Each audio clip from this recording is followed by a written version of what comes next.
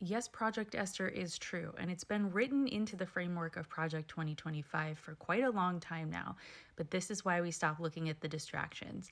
I'm here to break down Project Esther in an educational way because knowledge is power, and I'm not really seeing a lot of content creators do anything other than fearmonger right now, so let me get you the facts. And shameless plug, episode 2 of Total Hypocrisy, the podcast, is going to do a deep dive on this, so stay tuned, make sure you follow along so I can let you know when that episode will be out. In order to understand Project Esther, you have to understand where the name comes from, how they are going to sell it to the American people.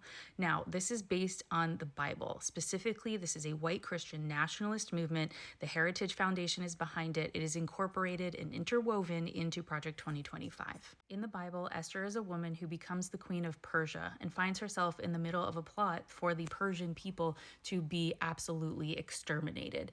And she is the woman that intercepts the situation and saves them from that absolute genocide.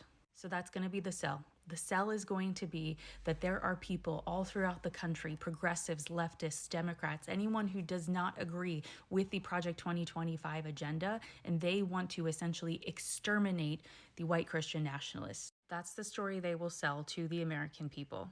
Except they will not use the language white Christian nationalists. They will say it's an attack on Christianity. So let me show you now how Project Esther is planned out to sort of infiltrate every aspect of the American people's lives. The main objective of Project Esther is to completely demolish the idea of separation of church and state. And their plan for having this done is to galvanize or emotionally pull at the Christian right and make sure that there is a strong network of faith leaders as well as churches, meaning there's going to be this major network of white Christian nationalists who are moving Project Esther forward.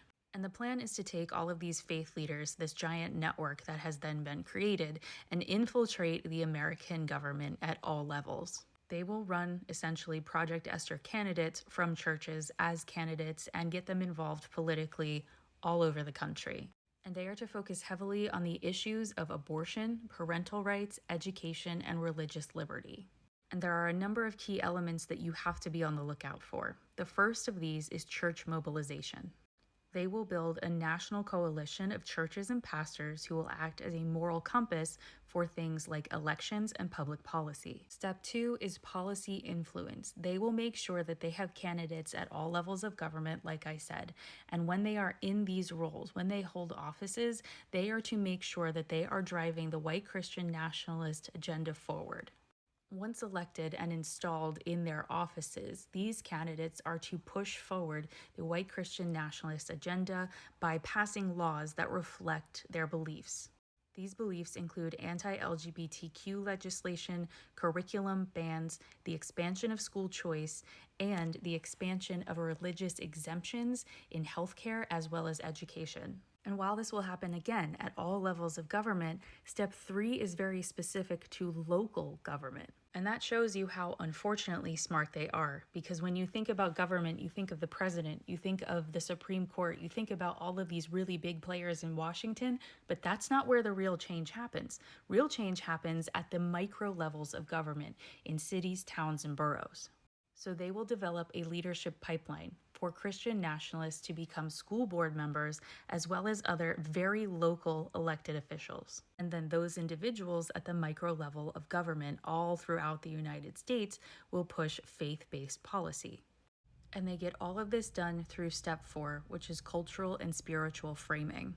Across the nation, those involved in Project Esther will reframe political issues as spiritual warfare. They will tell Christian believers that they need to be involved politically, not because of activism, not because it is civic duty, but rather because it is religious duty. And those are the straight facts of what is to come. There are so many more intricacies to this, how they will play to the idea that anyone who is pro-Palestine must be an anti-Semite, the idea that they will infiltrate education in very detailed ways. I will go into all of that on the podcast, but this is the fact of what the overview looks like. This is what the goal is, to get rid of the separation of church and state.